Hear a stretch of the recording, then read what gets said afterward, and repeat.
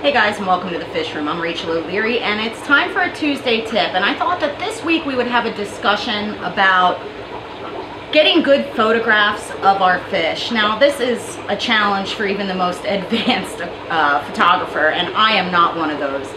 I do take a lot of photos, and I sell a lot of photos, and I use a lot of photos both in the book that I wrote as well as in articles that I write. So over the years, I've sort of come up with a list of tips that help me take better photographs, and I just thought I'd share them with you guys. Now, you don't have to have a fancy SLR camera like I do in order to utilize the vast majority of these tips, but they're things to think about as you're shooting. So my number 10 tip is about focus. When we're taking pictures, especially of these little tiny critters, it can be exceptionally difficult to get the entire fish in focus. However, if we make sure the eye is in focus, the image all over will read better to our brains and look way better. So no matter what, I always make sure that the eye of the fish is in focus. It makes a huge difference. My number 9 tip is to use a tripod or something to stabilize your camera and hands. That little bit of tremor that you may have can make all the difference between a great photo and an okay photo. I like to use a tripod, or if I'm shooting macro, actually lean my camera up on the glass in order to hold it nice and steady. Now, some people like to use a remote to fire their camera.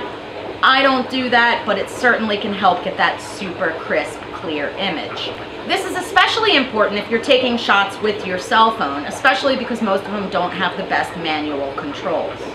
The next thing I want to talk about is choosing your settings. Now, I always shoot in manual, and that's just because the vast majority of cameras, their automatic setting just doesn't cut it for trying to capture little tiny fish. For bigger guys, it's easier, but with the little guys, you really need to have control. And there's two main settings that I mess with, and that's my aperture and my shutter speed.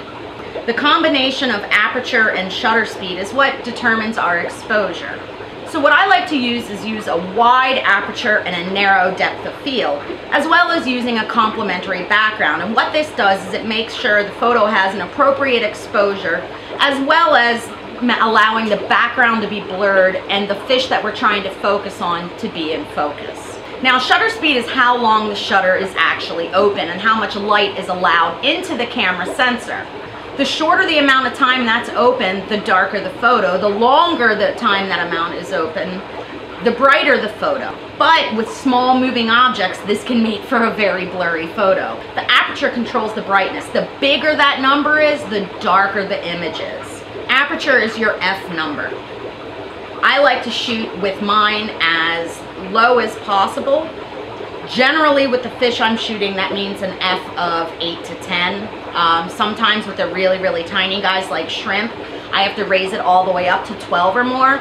And if you do that, you need to create a lot more light over the aquarium so that the shutter speed can be fast enough to get a crisp image. I generally shoot with a shutter speed of 1050. Now, because these two work together, it affects your exposure. So there's a lot of trial and error that is involved. And some of it depends on the sensor of your camera, as well as your other equipment. My next tip is sort of like planted tanks. Light is often your limiting factor. I like to use an inexpensive knockoff remote flash with my SLR camera. This is the newer Speedlight 750 II, and I think it was about $50. Now, back in the day, I had an SB600, which was amazing, but those are like $400 or more. With the way technology has advanced, you can get one of these overhead flashes that can be triggered remotely from your SLR, and sometimes even your cell phone if it has a commander mode. And what this does is it does a ton of flash right as soon as you take the picture so that your shutter speed can optimally work. If you don't have something like this, or if you're shooting with a cell phone, make sure you just add extra lighting to the top of your aquarium. It can make all the difference in the exposure of your photograph and just makes it easier to get a good shot. I use this for every photograph I take. I use this and a knockoff macro lens. This is the Tokina f2.8 100 macro lens, which is compatible with my Nikon D7100 camera, and this is what I like to use to get the super close-up shots of all my tiny fish. Together, these things were about $300, so relatively affordable in the grand scheme of things. Now, my advice is, if you can afford it, get the best equipment that you can. Lenses are an investment. You can generally move them from camera body to camera body, as well as the flash, and they're totally worth their weight in gold. My number 6 tip is to really prepare for a photo shoot. If you know you want to catch some good photos of your fish, do a big water change, get out all the mulm, make sure things are nice and sparkling clear.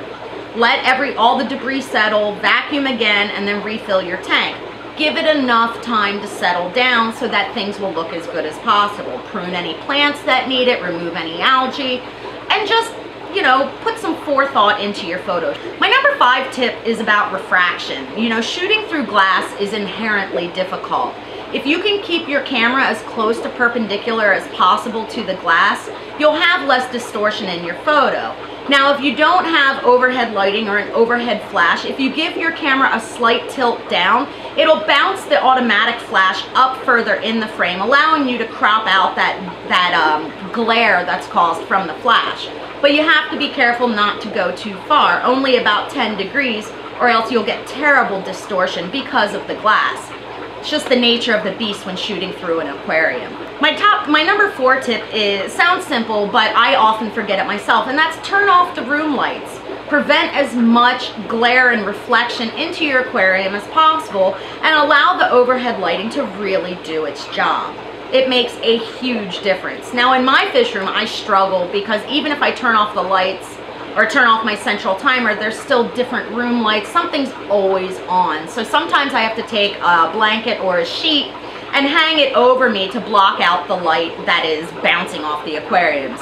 I'm sure you guys have seen in some of my videos the terrible light pollution, especially when I'm trying to photograph my 150 or the big boys tank.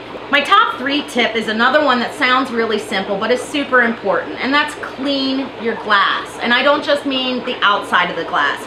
Take a razor blade or an algae scrubber and really clean the inside of the glass and the outside of the glass to make sure you remove any water spots. There's nothing worse than getting that awesome picture and then having a big water spot right beside your fish, or for your green spot algae to detract from the overall image that you've captured. I should be better at this, but with as many aquariums as I have, I don't always get it done. However, when I'm doing a photo shoot for a magazine or a book, or even for any sort of publication, or for sharing with you guys, I try and remember to clean the glass first. My number 2 tip is to know your fish, know their behavior, know where they hang out in the aquarium so that you can set up for your shot appropriately. You guys see that often I will even use something like Sarah O-Nip to stick to the glass to bait the fish to come into the section of the aquarium that I want. With little tiny fish especially that move so quickly and so constantly, it really helps if you have an idea of where they hang out so you can set up your focus and be prepared to snap that shot quickly. And my number 1 tip is have patience. Take a ton of photographs. Luckily, we live in the digital age and digital film is free. You know, for every good shot I get, I probably take 10 or 20 ones that just don't pass muster. Shoot a lot, shoot often, practice, and have patience. Don't be afraid to play with your settings to see what works for you and for your camera. All in all, I think aquatic photography is super rewarding and super fun. Not only that, it can be an excellent way for us to look closer at our critters, to diagnose problems, and really just understand how they look, how they behave, and how they're doing. I hope that helps. Make sure you stop by my Instagram, my Facebook, and my website, MsJinx.com, where you can find my upcoming speaking engagements, my current stock list, and information on all things nano. As always, thank you guys so much for the continued support. I wish I could have done some more demo with this video, but being as I had to use my camera, it made it a little bit difficult. Hopefully in the future I can show you guys a little bit more in depth for SLR cameras how I get the shots that I get. Let me know below if you'd like to see more of these sort of things, or more in-depth tutorial both for cell phone photography and SLR photography. Also, let me know what works for you. What kind of settings are you guys using? The beautiful thing about photography, for me at least, is that I always have something new to learn. And luckily for me, I always have a new critter to shoot in the fish room. If you guys have gotten that perfect shot, please share it with me through Instagram or on my business Facebook page so that I can see it too. Or if you've gotten fish from me and you've gotten some good shots, I always really enjoy seeing those pictures.